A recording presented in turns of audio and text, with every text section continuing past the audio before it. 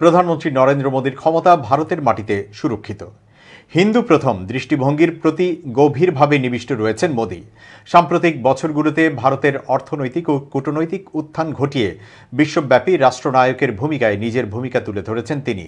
এটি করার মাধ্যমে তার দলের ধর্মীয় লাইনে ভারতের বৈচিত্র্যময় জনসংখ্যাকে মেরুকরণের পন্থা থেকে নিজেকে দূরে সরিয়ে নিয়েছেন মোদী। কিন্তু তার নীরবতা নিরঙ্কুশ সমর্থন প্রদান করে চলেছে তার দলের সদস্যদেরই, যারা অহিন্দু সংখ্যালঘু গোষ্ঠীগুলোকে লক্ষ্যবস্তু করে চলেছে। তার দলের সদস্যরা নিয়মিতভাবে ঘৃণামূলক এবং বর্ণবিদ্বেষী ভাষা ব্যবহার করে চলেছে ভারতের 200 মিলিয়ন মুসলমানদের বিরুদ্ধে, এমনকি সংসদেও।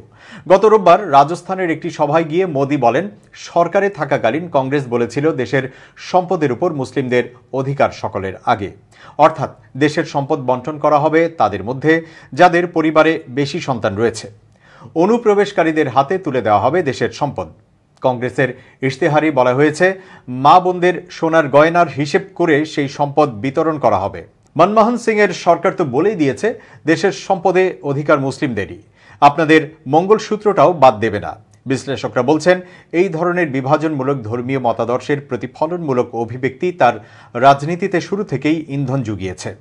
দেশের নজরদারি সংস্থাগুলি মূলত তার ভারতীয় জনতা পার্টি বা বিজেপির ইচ্ছার প্রতি আকৃষ্ট হয়েছে।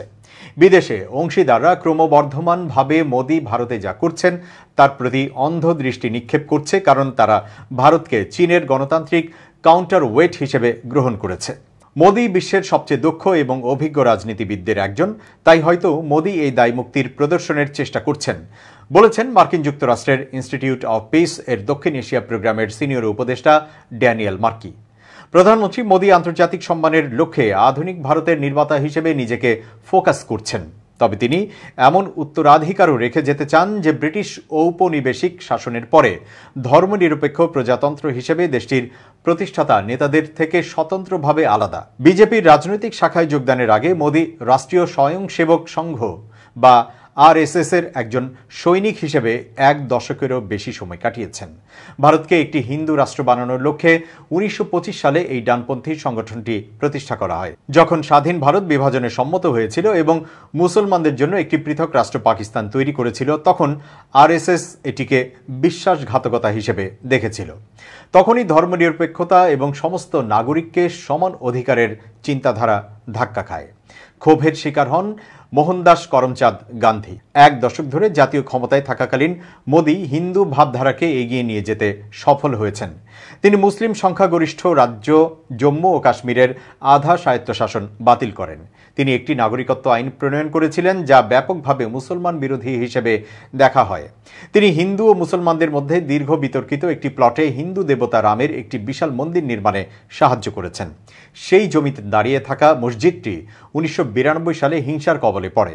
হিন্দু গোষ্ঠীগুলোর দাবি এখানে আগে মন্দির ছিল। রাম মন্দির নির্মাণের এজেন্ডাকে সামনে রেখেই ক্ষমতায় এসেছিলেন মোদী। আরও গভীরভাবে বলতে গেলে মোদী দেখিয়েছেন যে একটি হিন্দু রাষ্ট্রের বৃহত্তর লক্ষ্যগুলি মূলত ভারতের সংবিধানের সীমানার মধ্যেই অর্জন করা যেতে পারে, সাম্য রক্ষার উদ্দেশ্যে প্রতিষ্ঠানগুলোকে কো-অপ্ট করার মাধ্যমে। যদিও বিজেপির মুখপাত্র টম ভাদাক্কান বলেছেন, মুসলিমদের বিষয়ে প্রধানমন্ত্রীর মন্তব্যের ভুল ব্যাখ্যা করা হয়েছে। ব্যক্তিগতভাবে নয়াদিল্লিতে পশ্চিমা কূটনীতিকরা গণতান্ত্রিক মিত্র হিসেবে সংখ্যালঘুদের টার্গেট করা থেকে শুরু করে বিরোধী এবং ভিন্ন মতের বিরুদ্ধে তার দমনপীড়ন সংক্রান্ত মোদীর কিছু পদক্ষেপ নিয়ে তাদের অস্বস্তি যথাসম্ভব আড়াল করার চেষ্টা করেন। তারা স্বীকার করেন যে মোদী বৈশ্বিক ব্যবস্থায় বর্তমান সময়কে বিশেষভাবে কাজে লাগাচ্ছেন। ওয়াশিংটন ভিত্তিক বিশ্লেষক মার্কি বলেছেন, মার্কিন সরকার চীনের অর্থনৈতিক ও ভূ রাজনৈতিক প্রতিকূল হিসেবে ভারতকে কাজে লাগানোর জন্য তার জাতীয় স্বার্থের বাইরে গিয়ে বিভিন্ন কারণে প্রকাশ্যে উদ্বেগ প্রকাশ করা থেকে বিরত থেকেছে।